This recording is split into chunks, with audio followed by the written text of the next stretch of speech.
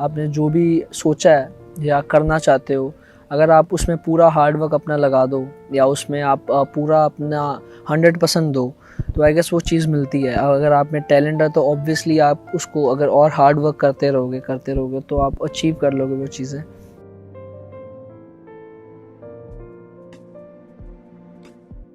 हाय अभी, हाय प्रियम, कैसी हो? बढ़िया। आपकी जर्नी कैसे स्टार्ट हुई? क्रिकेटिंग जर्नी मेरी ऐसे स्टार्ट हुई कि मेरे डैड क्रिकेटर थे, तो शुरू से ही जब मैं 2-3 साल का था मुझे वो एकेडमी में लेके जाते थे साथ में, तो मैं देखता था, बहुत छोटा था। फिर मैं घर आके टेनिस बॉल से खेलता था। 6 साल का था तो मैंने शुरू कर दिया था खेलना। तेरी इंस्पिरेशन क्या थी? इंस्पिरेशन मेरी शुरू में तो मतलब जब भी इंडिया का मैच देखते थे ऑब्वियसली मुझे तब युवराज सिंह थे, उनको देख के काफ़ी इंस्पिरेशन मिलती थी। मैंने शुरू एज अ बॉलर किया था, क्योंकि मेरे डैड लेफ्ट हैंड स्पिनर थे, क्योंकि वो भी ऐसे स्टेट के लिए खेले, पंजाब के लिए खेले काफ़ी। मुझे याद है एक मैच में मैं मतलब आई गेस 8 डाउन ही गया था, मतलब तो उसमें मेरे 1-2 शॉट्स अच्छे लगे जिसमें मुझे लगा कि मैं बैटिंग कर सकता हूँ। फिर अंडर 14 खेला मैं जब मैं 10 साल का था, तो वहाँ से फिर ऑलराउंडर सेलेक्ट हुआ।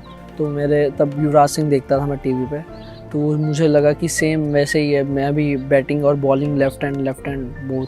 एक्चुअली कि मुझे उनके जैसे मतलब कॉपी करने में बहुत अच्छा लगता था छोटे होते ही, मतलब जैसे वो शॉट्स मारते थे एंड ऑब्वियस जब उन्होंने 6 छक्के मार दिए तो उनकी बॉलिंग एक्शन भी, तो मुझे बॉलिंग एक्शन भी उनका आता था। तो धीरे धीरे फिर मतलब ऐसे नहीं, क्रिकेट में ऑब्वियसली तुम्हें भी पता है कि ऐसे हम कॉपी नहीं कर पाते किसी को, मगर फिर भी एक चीज़ होती है जिसको आप बहुत देख के इंस्पायर होते हो, तो मुझे उनको देख के काफ़ी इंस्पिरेशन मिलती थी। एंड ऑब्वियसली माय डैड, वो शुरू से ही मतलब मुझे सिखाते थे एक एक चीज़, एक एक मेरे बेसिक्स जो उन्होंने सारे बनाए। जब मेरा रणजी ट्रॉफ़ी मेरा फर्स्ट सीज़न था, मैं 15 साल का था। फर्स्ट मैच में तो थे नहीं साथ में, मगर उन्होंने मुझे समझाया था। हिमाचल था मेरा डेब्यू मैच और उन्होंने मुझे गुड लक बोला था सबने। नेक्स्ट मैच हम खेले PCA में अगेंस्ट विदर्भा, तो उसमें यूवी पाजी आ गए थे। तो जब मैं उनके साथ बैटिंग करने गया, मैं बैटिंग कर रहा था, तो आई स्टिल रिमेंबर कि मैं उनको ही देखी जा रहा था नॉन स्ट्राइकर पे।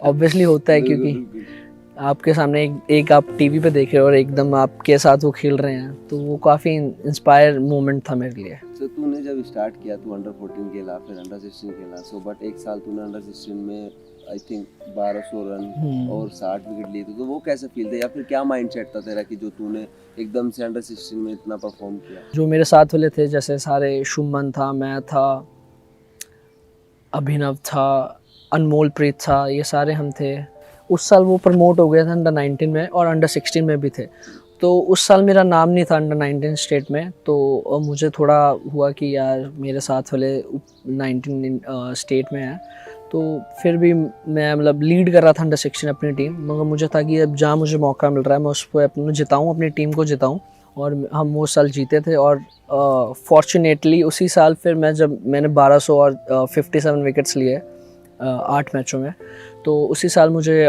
सीधा 19 में प्रमोट कर दिया गया। तो उसके बाद जैसे जोनल हुई, फिर मैं जोन की टीम में आया और उसमें तू भी था, है ना।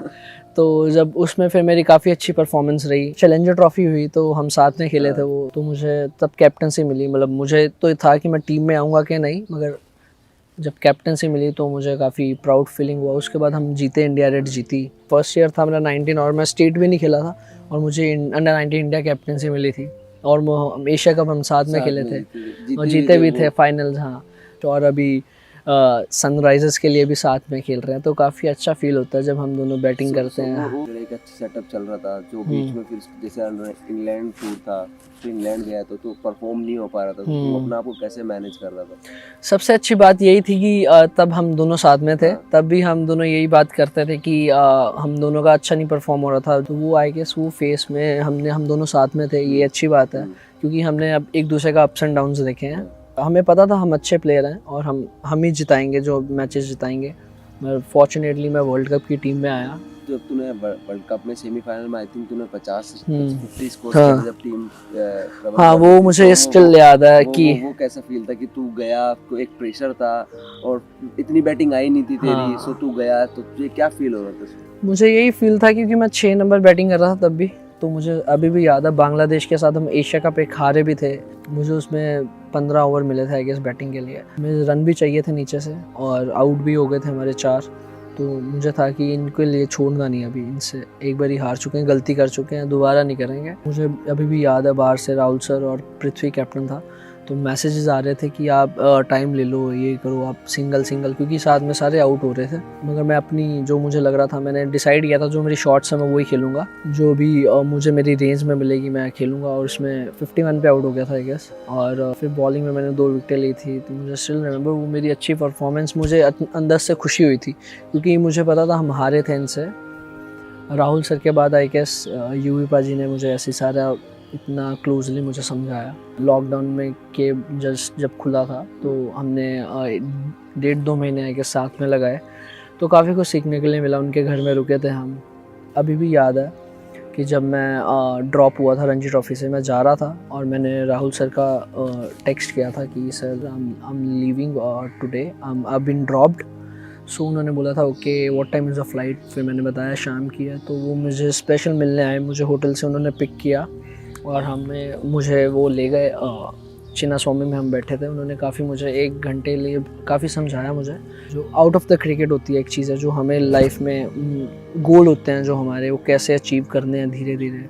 तो आई गेस वो जो सेशन था काफ़ी अच्छा था मेरी लाइफ के लिए। जैसे अभी फर्स्ट टाइम आईपीएल क्रिकेट खेला 2018, तो तूने जब डेब्यू किया, आई थिंक तूने डेब्यू में 17 बॉल्स कुछ 43 रन्स किए थे, वो कैसे माइंडसेट था, या फिर कैसे स्टार्टिंग में तू खेल नहीं रहा था, सो तू कैसे अपना आप को मैनेज कर रहा था, या फिर कैसे जैसे अपना आप को प्रिपेयर करते तो कैसे कर रहा था? स्टार्टिंग में जैसे हम वर्ल्ड कप में थे तो तभी हमारा आई गेस सेमीफाइनल मैच था, तो उसके बाद ऑक्शन थी, तो पहले तो यही होता सबको कि ऑक्शन में कोई पिक करेगा या नहीं करेगा, बट फिर भी अंदर से एक फीलिंग थी मुझे कि दिल्ली लेगी मुझे।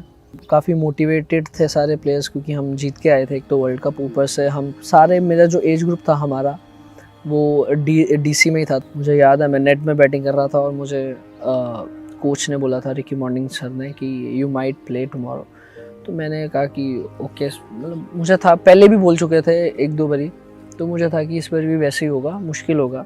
मुझे उम्मीद नहीं थी, मैं मतलब फ़ोन अपना साइलेंट करके आराम से अपना सो रहा था आई गेस, तो मुझे जब एकदम से कॉल्स आए काफ़ी सारे कि यू आर इन द 11, तो मैंने जब देखी टीम खोल के अपनी उसमें ग्रुप में, तो मुझे तब विश्वास हुआ कि मैं खेल रहा हूँ। और तब तक बैटर्स मीटिंग हो चुकी थी, तो फिर मैं बॉलिंग मीटिंग में गया था, तो फिर मैंने जाके उनसे उन्होंने मुझे बोला कि, मैंने कहा कि sir I wasn't expecting this, but वो सारे हंसने लग पड़े। तो मुझे काफ़ी एक्साइटेड था मैं, क्योंकि मुझे खेलना था, काफ़ी देर से मैं वेट कर रहा था कब मौका मिलेगा, और जब मिला तो आई डिड वेल।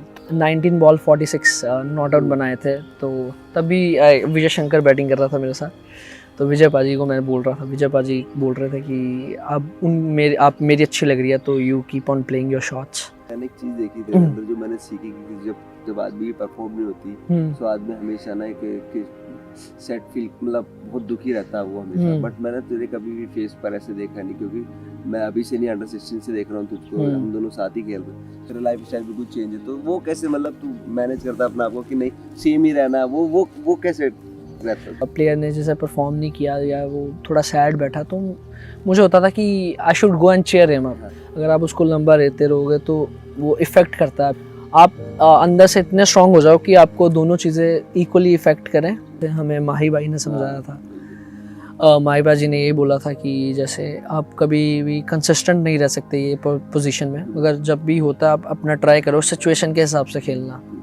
तो आई गेस कि वो सिचुएशंस मैंने अभी जो कैसे वो हैंडल कैसे करनी है, वो मैंने ये पिछले अपने कैंप से सीखी है। सो अभी तू सरस फैमिली में है, जो तू एंजॉय कर रहा है, केक स्मैश, सबको केक लगा रहा है, तो यहाँ पर आकर तुझे कैसा फील हो रहा है? यहाँ पर मुझे लगता है कि हम दोनों केक इसलिए मतलब या इसमें ज़्यादा दिखते हैं क्योंकि हम दोनों ज़्यादा